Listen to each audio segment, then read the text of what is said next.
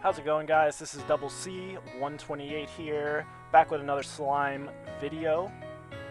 Today I wanted to talk about more advanced tips in order to optimize your gameplay as you're going through the quests. It does start to get harder.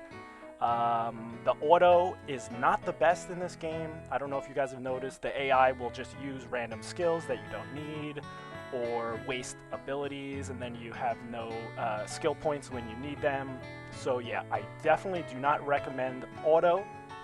And for some people out there that may not exactly know what each color does, what each card does, we'll take a little deeper dive into that, and just like I said, more advanced tips to get you guys playing optimally, to be able to clear some content in the game as a free-to-play or as an under-leveled player that you may not otherwise be able to clear. So let's just jump right into it. Event, let's say, story quest. Do this one. Alright, so this is actually my first kind of advanced tip.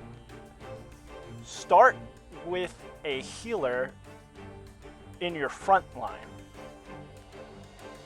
Now, if you guys noticed, or if you play a healer in the back line, it kind of feels like a little bit of a waste when you bring them in and use their heal ability immediately, but they don't heal themselves. Like, it feels like a little bit is wasted there. So don't be afraid to just start a healer in the front, let the healer absorb some damage, and then, you could switch a character into their spot, or when you use the healer's heal, they will actually be healing themselves a little bit too, and you don't feel like, you missed out on that damage there. So that was the first tip. Consider running your healer actually in the first slot. And the second tip is hide some of your powerful units in the back line. Now, I'm able to do this because neither of these units are getting the buff from Orc Disaster, so I don't mind putting them in the back line. But this is a strategy. We want to keep them out of harm's way, especially Space Rimuru. Chancellor Rimuru has an ability that is very expensive, 60 points for his ability. So, if you're starting him in the front line, he might be dead by, turn 5 or 6 when you're wanting to use his ability. So just something to consider. That's kind of tip number 2. And now let's get into some gameplay.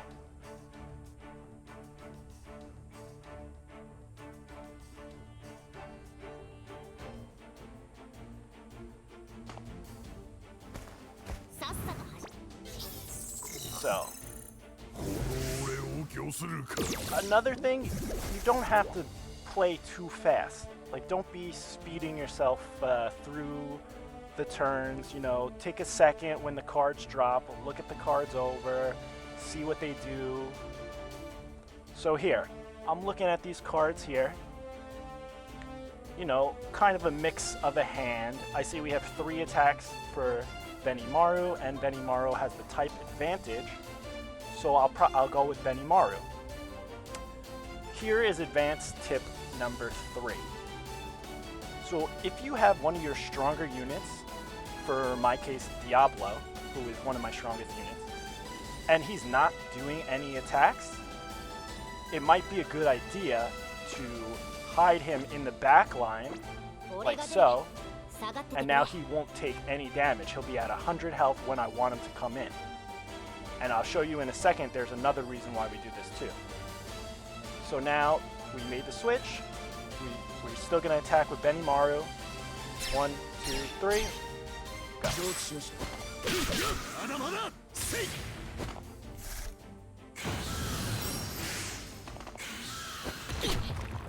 So he did the AoE attack.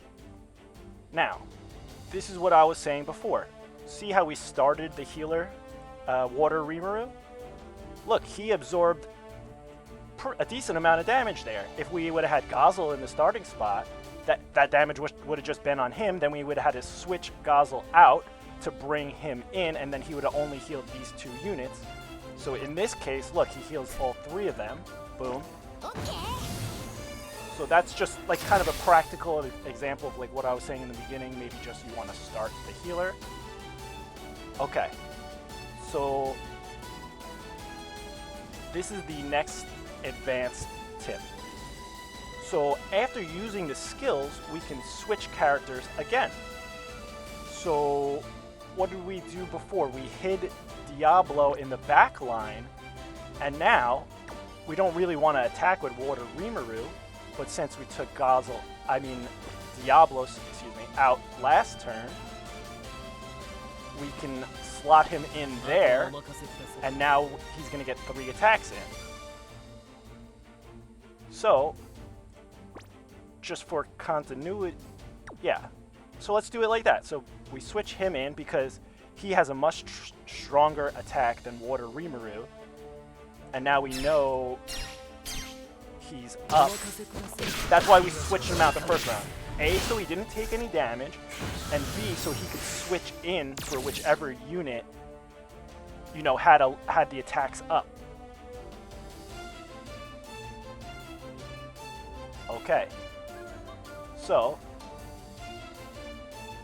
for argument's sake here, check this play out. So, this is Gazel is, you know, kind of a unique unit. He's very strong, and, you know, all of his skills only power himself up. So, that's a reason I keep him in the back line. So, you know, you could switch him in, and he has very cheap skills, and you can use them immediately. So, for something like this, I wish we didn't have both Benimaru and Diablo on the field, so we could switch one of them in for Space Rimuru here, but that's not the case. So I think the best attack string would be we hide him in the back again, because we're not going to use him, and then we use Space Rimuru and Benimaru. So see this bonus 100% right here? That, you're getting 100% for this attack, and then 105% for this attack, 110% for this attack, and 120% for this attack. So, the order that you click on the skills actually matters. So, for this instance, we want to use Benimaru on the higher multiplier because he has the type advantage here. So we use Rimuru first on the lower multiplier. He's getting 100 and 105 multiplier. And then we're using Benimaru for the 110 and 120 multiplier. So in actuality, the order in which you click the skills is important and can make a difference.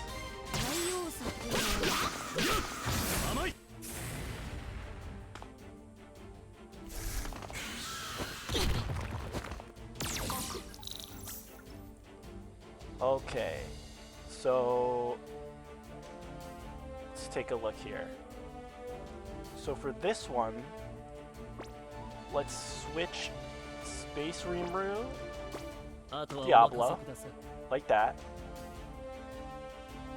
And we're gonna switch like that. So I wanted to get 4 attacks in this turn, so let's use his skill, changes green to blue. So now, like I said before, order matters. So Gazel doesn't have type advantage, so we'll use him for the 100. Benimaru's a little weaker than my Diablo, so we'll use him for the 105. Then we'll use Diablo 3rd and 4th.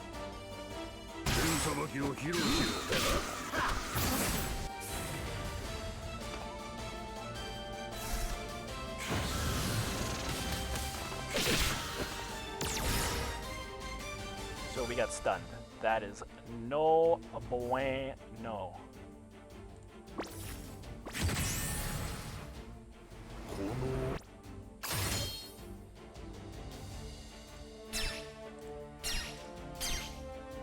So the characters that are stunned, we're going to throw those away, and then Gaza will get the 4th and 5th attacks.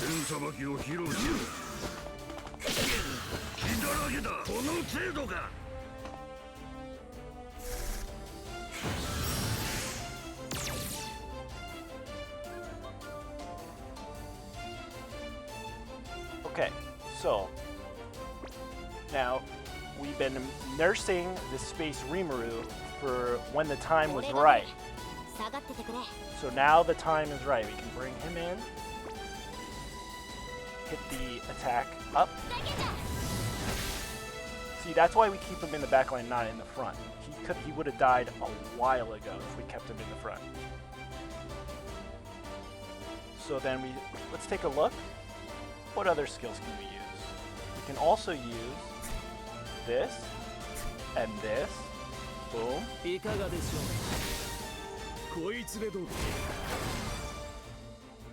Okay. Then let's see. What else do we want to do? So we're set up as much as we can be. Now we got to do the attacks in the right order. So this has no buff. We'll do this first because this will do the lowest damage. Then this and this both have a 5% boost, so we're going to use it second and third. Boom, boom. And then ult is last. The ult will get a 120% bonus. And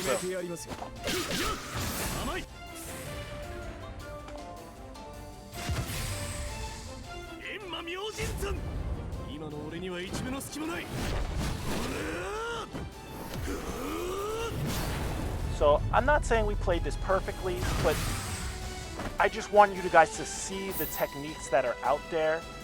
Don't be afraid to start your healer in the front line. Don't be afraid to be switching your characters around a lot.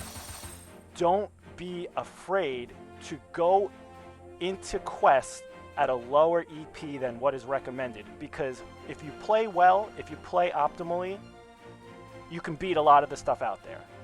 You know, don't rely on the auto.